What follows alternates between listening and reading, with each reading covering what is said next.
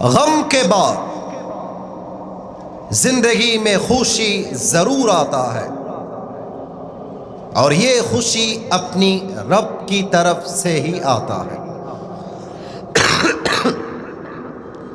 हर रात के बाद दिन की रोशनी छा जाती है। O the mankind, worship your Lord who has created you and those before you.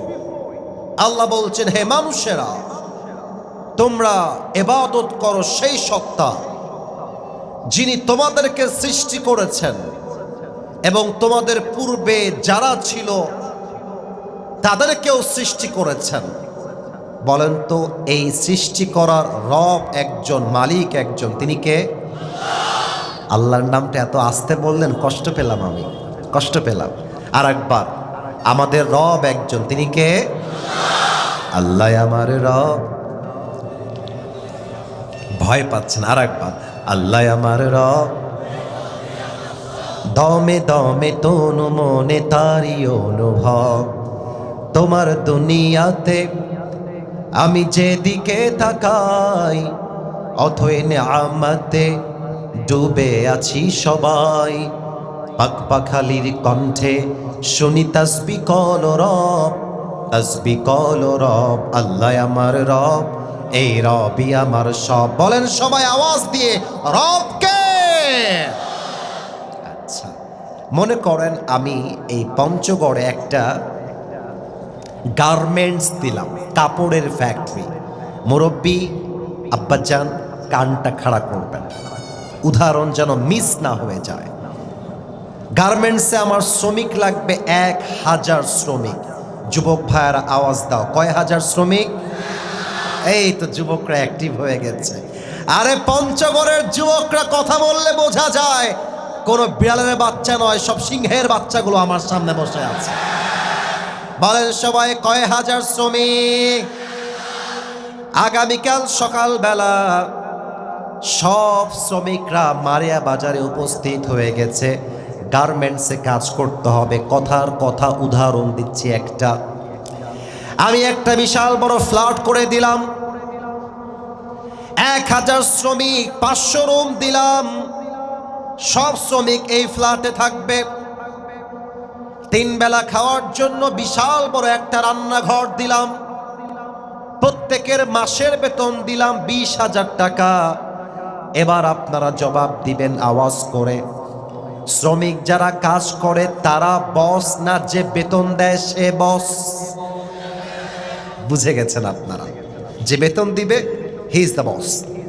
এটা হতে পারি আমি, হতে পারে আমার আব্বাজান, হতে পারে আমার আব্বাজান। যে বেতন দিবে, যে খাওয়াবে, হি ইজ দ্য বস। যে কাজ করবে, he is not the boss. যে খাওয়াবে, যে বেতন দেবে, হি ইজ দ্য বস। এবার বলেন, এই যে নিঃশ্বাসটা নিলেন, এই অক্সিজেন কে দিয়েছে? জোরে কে? আরো জোরে কে? এই যে জবান দিয়ে কথা বলছি, এই জবানটা কে দিয়েছে? কথায় কথায় হাত নাড়াচ্ছি, হাত কে দিয়েছে?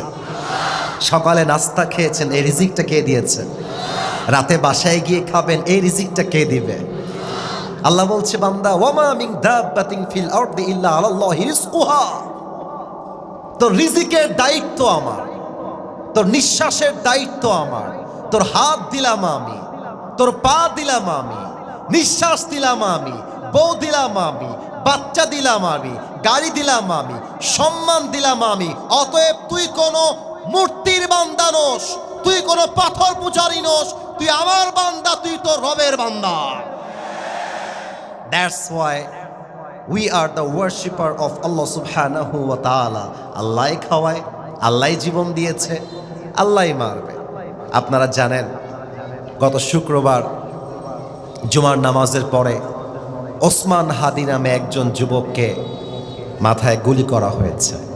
এখনো সে বেঁচে আছে, বাট মাথা এত সেন্সিটিভ জায়গা, এখানে গুলি করলে বেঁচে যায় এমন ইতিহাস খুব কম আছে। বাট ওসমান হাদি বেঁচে আছে কারণ ওসমান হাদির সঙ্গে হাজার হাজার এই জনগণের দোয়া লেগে আছে। ওসমান হাদির মতো যুবককে যদি আপনারা এই দেশে বাঁচাতে চান, গণতান্ত্রিক মানুষের আইন দিয়ে নয়।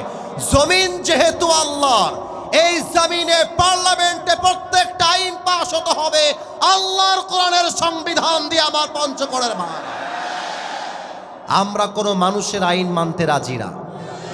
আমি আমার মাহফিলে বলেছিলাম আল্লাহর জমিন, আইন চলবে আল্লাহ। এক পাতি নেতার গায়ে বেঁধে গেছে, উনি আমার মাহফিলে বাধা দিয়েছেন। উনি বলেছেন মাহফিলে এসে রাজনৈতিক বক্তব্য দেওয়া যাবে না। আরে বেটা, আল্লাহর জমিন চলবে আল্লাহর কোরআন দিয়ে, এটা কোনো রাজনৈতিক বক্তব্য নয়। এটা বাংলাদেশের 18 কোটি তাওহীদ জনতার কলিজার দাবি। আমার পঞ্চগড়ের মা, তাহলে বলেন তো আমাদের রব একজন, তিনি কে? Number 1 point is done. প্রথম পয়েন্ট কিন্তু শেষ। এবার আসেন সেকেন্ড পয়েন্টে। আচ্ছা, একটা প্রশ্ন করে ফেলি। সেকেন্ড পয়েন্ট বলার আগে প্রশ্ন করি। আমাকে দেখেন সবাই, মনের শান্তি আমরা সবাই চাই। এই কই জায়গায় আসলাম রে বাবা, এই কথাই কয় না এরা। মনের শান্তি আমরা চাই, মনটার কষ্ট দূর হয়ে যাক, একটা জান্নাতি জীবন দুনিয়াতে পেতে চাই। এমন কি আমরা সবাই চাই নাকি চাই না? আল্লাহ বলছে বান্দা শোন শোন, ওয়ামান ইয়াতাওয়াক্কাল আলাল্লাহি ফাহুয়া হাসবু। তুই যদি সুখে দুঃখে ধৈর্যশীল হয়ে আমি আল্লাহকে ভরসা করতে পারিস, সুবহানাল্লাহ কেউ আসতে পড়বেন না, আগে তর্জমাটা বলবো, চিৎকার দিয়ে একবার সুবহানাল্লাহ পড়বেন। আল্লাহ বলছেন যে দুঃখে সুখে বিপদে আপদে আমাকে ভরসা করতে পারে, আমি আল্লাহ একাই তার জন্য যথেষ্ট হয়ে যায়। আল্লামা ইকবাল পাকিস্তানের একজন টপ ফেমাস স্কলার এবং তিনি একজন কবি।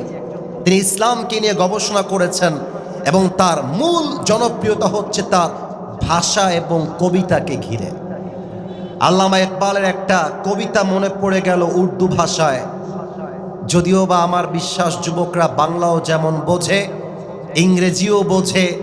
আজকালকার যুবকরা বাংলাও বোঝে, হিন্দিও বোঝে, উর্দুও বোঝে। বলেন বলেন বলেন বলেন। আমি 8টা লাইন উর্দুতে বলছি, then I will translate in Bangla.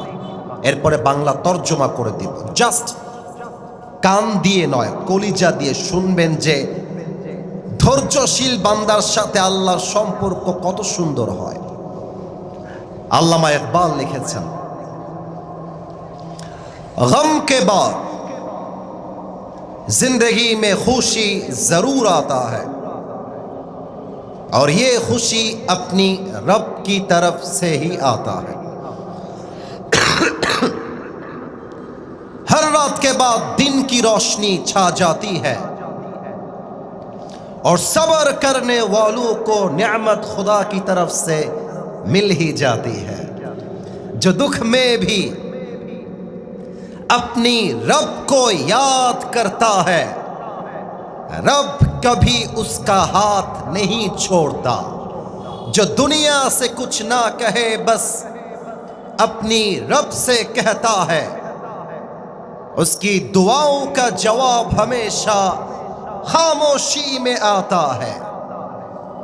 इसलिए जब तुझे मांगना हो तो उसी से मांग, जब तुझे पुकारना हो तो उसी को पुकार, और जब तुझे भरोसा करना हो तो उसी पर कर, क्योंकि भरोसे के काबिल सिर्फ वही है, वो तेरा रब है, वो तेरा अल्लाह है। এবার বলেন ঠিক আছে কিনা আমার কথা?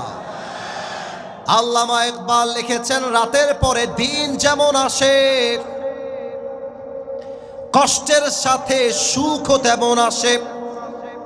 কষ্টের কথা বউকে আগে নয়, বন্ধুকে আগে নয়।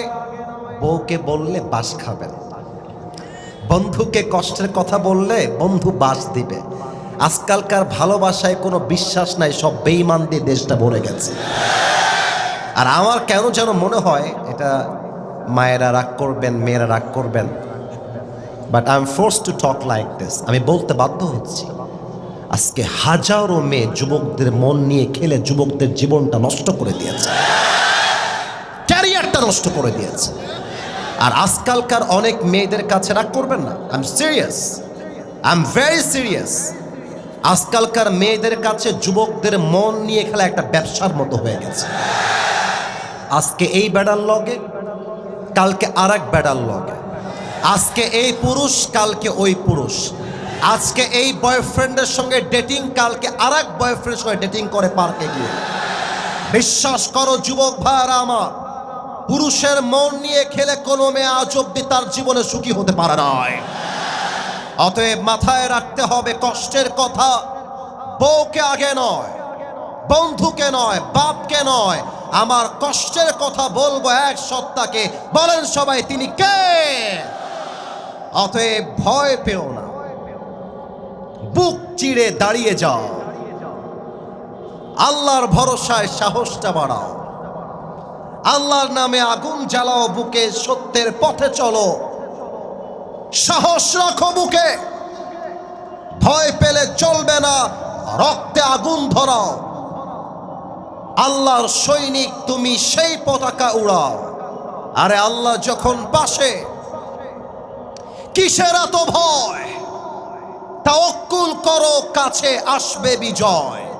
মিজানুর রহমান আজহারি হুজুর বলেছিলেন, আধারে ভয় পেও না, আলো আছে আড়ালে, অন্ধকার পালিয়ে যাবে তুমি উঠে দাঁড়ালে। অতএব বলেন তো, বিপদে আমরা ধৈর্য ধারণ করব এক সত্তাকে, তিনি কে? এবার একটা প্রশ্ন করব, আশা রাখবো মুরব্বীরা সবার আগে উত্তর দিবেন এবং তার সঙ্গে যুবক ভাইয়েরা উত্তর দিবেন। ভয় পাবেন না, না ভয় পাবেন না, আমি কাউকে বাধাবার জন্য প্রশ্ন করব না, just to active the people of Panchagarh. আমি সবাইকে অ্যাক্টিভ দেখতে চাই। বলেন তো, আমার নবীর কোনো ছেলে সন্তান দুনিয়াতে বেঁচে ছিল? এত আস্তে কেন বললেন? বেঁচে ছিল? ছিল না।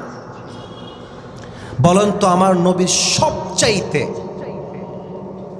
কলিজার টুকরা কাছের মেয়ে, যেই মেয়েকে নবীজি সবচেয়ে বেশি ভালোবাসতেন, মেয়েটার নাম কি ছিল পঞ্চগড়বাসী? ফাতেমা। উত্তর ঠিক, কিন্তু আওয়াজটা পায় না। এই সাউন্ডম্যান, আমার সাউন্ডটা বাড়ায় দাও তো, বেসটা বাড়ায় দাও। আর একবার প্রশ্ন, নবীজির সবচাইতে কাছের মেয়ে, কলিজার টুকরা, নাম কি ছিল? রাদিয়াল্লাহু তাআলা আনহা। এবার আরেকটা, দুইটা প্রশ্ন এখনো বাকি আছে, আপনার বাঁধবেন না, উত্তর দিবেন হুঙ্কার দিয়ে। বলেন তো, ফাতেমার স্বামী কি নাম ছিল? ভয় পাচ্ছেন, সঠিক উত্তর আর একবার, ফাতেমার স্বামীর নাম কি ছিল? রাদিয়াল্লাহু তাআলা আনহু।